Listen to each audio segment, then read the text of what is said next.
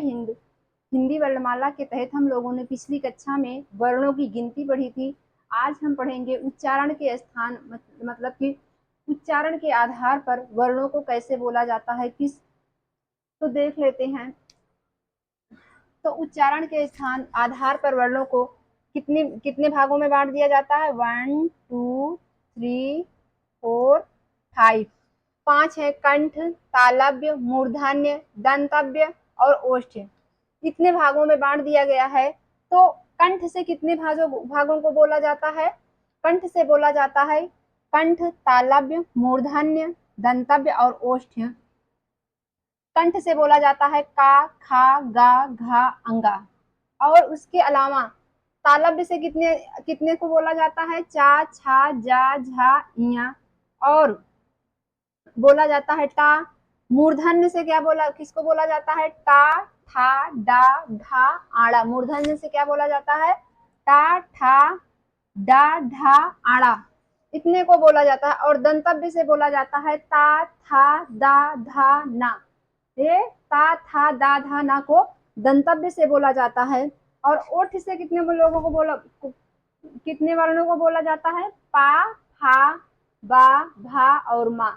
ये इनको क्या, इतने जो 25 वर्ण है, जो 25 वर्ण है, मतलब ये व्यंजन है, 25 वर्णों को क्या कहा जाता है? स्पर्श व्यंजन या वर्गीय व्यंजन कहा जाता है। तो इनको ऐसे बोला जाता है। इसको याद करने के लिए हम देख लेते हैं, इसको कैसे याद करेंगे। कंठ से क्या हो जाएगा? काखा का घंगा हो जाएगा। और तालव्य से क्या हो जाएगा? चाछा जाझा इया हो जाता है। मूर्धन्य से क्या हो जाता है? मूर्धन्य से हो जाता है टाठा डाढ़ा आड़ा। और तालव्य से, दंतव्य से क्या हो जाएगा? ता, था, दा, धा, ना हो जाता है।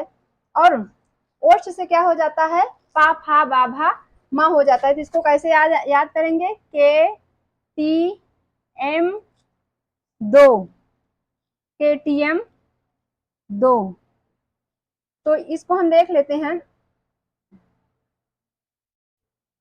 KTM 2 इसको याद कर लेंगे अगर हम। KTM 2 तो कंठ, के से क्या हो जाएगा? कंठ हो जाएगा। टी से क्या हो जाएगा? तालव्य हो जाएगा। और एम से क्या हो जाएगा? मूर्धन्य हो जाता है। दंत से क्या हो, डी से क्या हो जाता है? दंतव्य हो जाता है। और वो से क्या हो जाता है? ओष्ठ हो जाता है। तो इसको इस तरीके से याद करते हैं। फिर देख लेते हैं कंठ तालव्य से क्या बोला जाता है। कंठ तालव्य से क्या बोला जाता है? और एक चीज, कंठ से आ और हा और जो विसर्ग होता है इनको भी बोला जाता है। इनको भी किस, कहाँ से उच्चरित होता है? ये भी उच्चरित होता है कंठ से ही। और तालव्य से च, छ, ज, झ, इया के अलावा भी ई, या और सा भी उच्चरित होता है।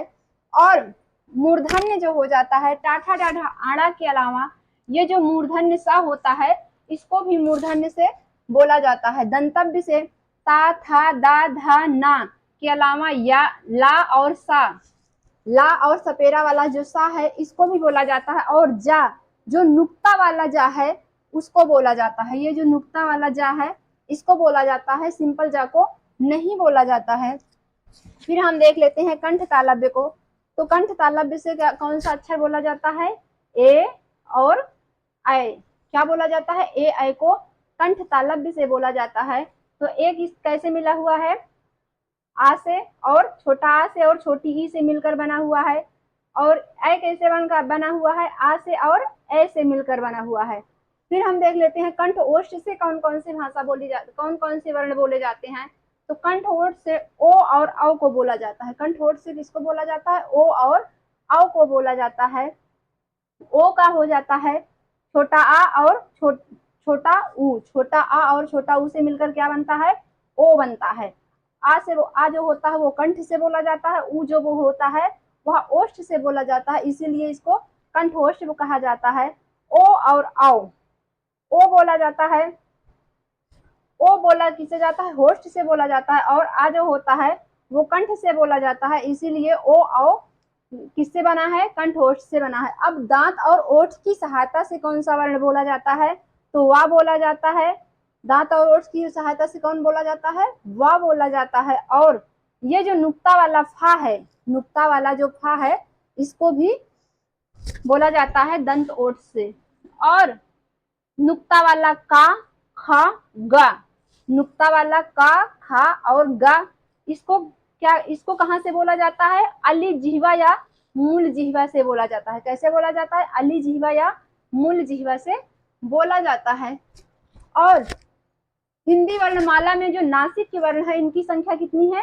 6 है। 5 तो व्यंजन हो जाते हैं। 5 क्या हो जाते हैं? व्यंजन हो जाते हैं।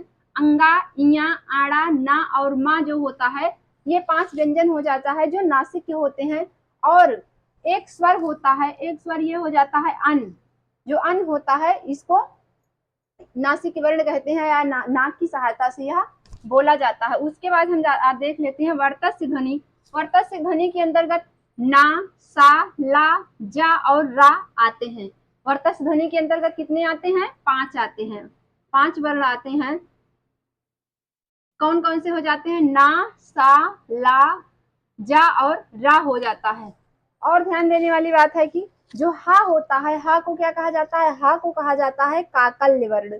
हा को क्या कहा जाता है? काकल्य वर्ण कहा जाता है। रा को क्या बोला जाता है? रा को लुंठित या प्रकंपित वर्ण व्यंजन बोला जाता है। लुंठित, प्रकंपित या लुंठित व्यंजन इसको कहा जाता है। और जो हमारा ला होता है उसको क्या कहा जाता है? ला को कहा जाता है पार्श्विक व्यंजन। ला को क्या कहा जाता है? पार्श्विक व्यंजन कहा जाता है। इसके बाद हम देख लेते हैं अल्प प्राण और महाप्राण को। किसको पढ़ेंगे? अल्प प्राण और महाप्राण को। तो हमारा जो अल्प प्राण होता है उसमें कौन सा, जैसे पहले, तीसरे और पांचवे, पहले जो हमारा ये पंचवर्ग, ये जो होता है वर्गीय जो है, जैसे का, खा, गा, घा, अंगा, ये जो 5 वर्ग हैं, का वर्ग, पा वर्ग, चा वर्ग, टा वर्ग, ता वर्ग, पा वर्ग, जो ये हमारे वर्गीय व्यंजन है, वर्गीय व्यंजन के जो हमारे ये वर्गीय व्यंजन है, वर्गीय व्यंजन के पहले, तीसरे और पांचवे, पहले तीसरे मतलब कि जो विषम है, पहले तीसरे और पांचवे वर्ण को क्या कहा जाता है? उसको कहा जाता है अल्प प्राण। उसको क्या कहा जाता है? अल्प प्राण कहा जाता है। जैसे ये हमारा हो गया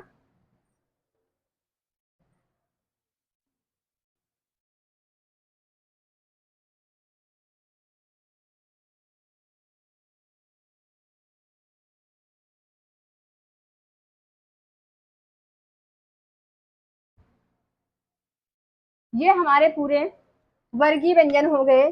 तो इसमें से जो पहला है, तीसरा है और पांचवा है, पहला, तीसरा, पांचवा जो ये हो जाता है, इसको हम क्या कहते हैं? इसको कहते हैं अल्प प्राण। इसको क्या कहते हैं? अल्प प्राण कहते हैं। इसको अल्प प्राण कहते हैं।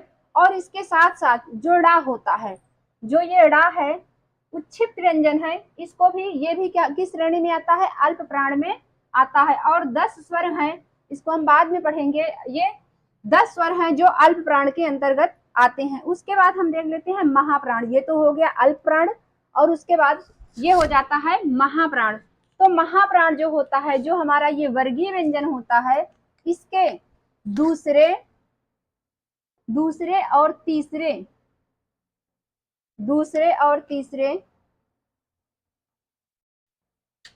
दूसरे और दूसरा ये और जो तीसरा है, दूसरा और ये जो तीसरा वर्ग है, जो अवर्ण है, इन्हीं से क्या बनता है? महाप्राण बनता है।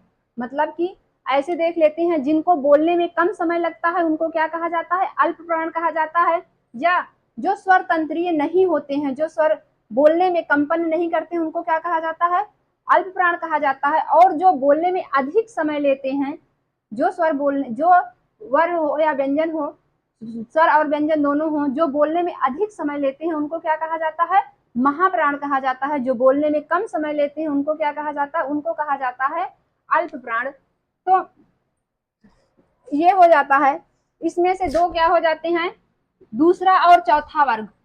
दूसरा और चौथा वर्ग जो हो जाता है, खा, खा, छा, ठा, था, फा, और उसके बाद घा, झा, ढा, धा, भा, ये क्या हो जाते हैं? ये महाप्राण के अंतर्गत आते हैं।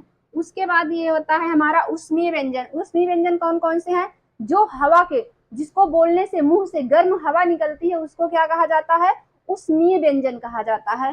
तो सा और हा, ये जो तीनों सा हैं, मूलधन सा और सीटी वाला सा, सपेरा वाला सा, इनको बोलने में इनको क्या कहा जाता है, उष्मीय व्यंजन कहा जाता है। और ढ़ा, जो ये उच्छिष्ट व्यंजन है हमारा ढ़ा, ये भी किसमें आता है, महाप्राण में आता है। ये किसमें आता है, महाप्राण में आता है, अर्थात इनको बोलने में अधिक समय लगता है। उसके बाद हम देख लेते हैं अघोष और सघोष को। उसके बाद हम क्या देख लेते हैं, अघोष और सघोष को देख लेते हैं।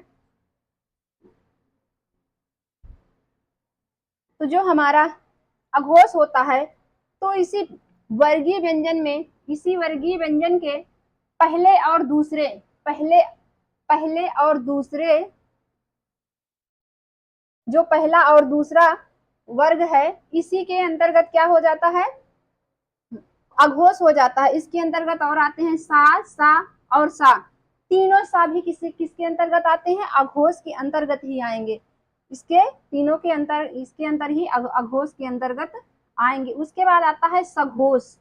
अघोष किसको कहा जाता है, जो स्वरतंत्रीय होते हैं, जिसको बोलने में कंपन किया जा सकता है, उसको अघोष कहा जाता है, जैसे अल्पप्राण महाप्राण होते हैं। और उसके बाद अघोष जो होता है, तीसरा चौथा और पांचवा, तीसरा चौथा और पांचवा जो हो जाता है, इसको क्या कहा जाता है, सघोष कहा जाता है। तीसरा चौथा और पांचवा, इसको क्या कह लेंगे, इसको कह लेंगे सघोष। इसको क्या कहा जाता है, सघोष कहा जाता है। और इसको क्या कहा जाता है, अघोष कहा जाता है, अघोष कहा जाता है। और 10 स्वर हो जाते हैं, और ये जो 10 स्वर हैं, ये भी अघोष की श्रेणी में ही आते हैं। इसके साथ साथ ये 10 स्वर हो जाते हैं। और ये सघोष के अंतर्गत हा, अघोष में सा हा, ये सा हा जो होते हैं, ये क्या है, उष्मीय व्यंजन है। लेकिन अघोष के अंतर्गत तीनों सा ही आते हैं, हा जो होता है वह सघोष में आता है। तो हा, या, रा, ला, वा, ये क्या हो जाते हैं, ये सब